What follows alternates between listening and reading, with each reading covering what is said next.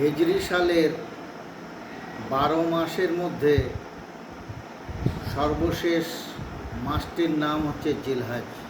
এই জিলহজ মাসের 10 তারিখে মুসলিম সম্প্রদায় ঈদুল আজহার উৎসব প্রতিপালন করে থাকেন।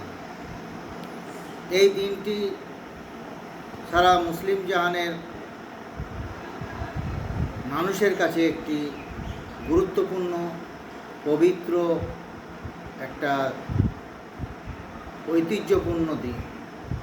এই দিনটির পিছনে রয়েছে হযরত ইব্রাহিম আলাইহিস সালামের যে আত্মত্যাগের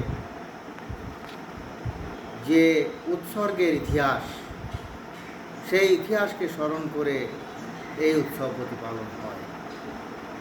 আল্লাহ পাক স্বপ্নাদিষ্ট করে ইব্রাহিম নবীকে তার প্রিয় বস্তু কোরবানির কথা বলেছিলেন এবং সেই স্বপ্নকে তিনি বাস্তবায়িত করার জন্য তার প্রিয় পুত্র ইসমাইল আলাইহিস সালামকে কোরবানি করতে উদ্যত হয়েছিলেন এবং আল্লাহ পাক ফেরেশতা বা দেবদূত মারফত সেই ইসমাইল নবীকে ছুরির তলা থেকে সরিয়ে দিয়ে জান্নাতি একটা পশুকে কোরবানি করিয়েছিলেন।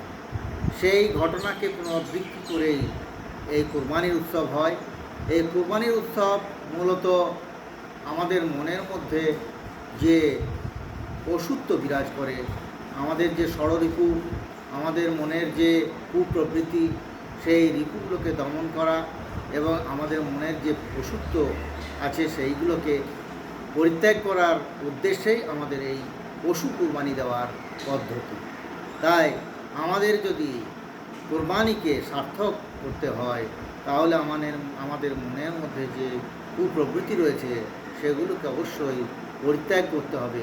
আমাদেরকে পরিশুদ্ধ হৃদয়ের অধিকারী হতে হবে, আমাদেরকে স্বচ্ছতা আনতে হবে, আমাদের মধ্যে সৎ কর্মশীলতা আনতে হবে, উদারতা আনতে হবে এবং আমাদেরকে মানবিক হতে হবে এবং সম্প্রীতির বাতাবরণ সমাজে তৈরি করার ক্ষেত্রে আমাদের এই উৎসব একটা গুরুত্বপূর্ণ উৎসব। এই উৎসবকে সার্থক করার জন্য প্রতিটি মুসলমানের এই আমাদের মনের মধ্যে যে কুপ্রবৃত্তি রয়েছে সেগুলোকে আমাদেরকে বিসর্জন দেওয়া একান্ত প্রয়োজন।